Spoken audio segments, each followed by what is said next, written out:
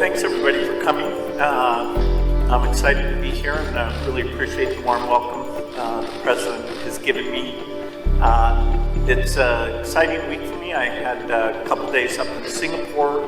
The foundation is putting a regional office in there that should allow us to collaborate more closely.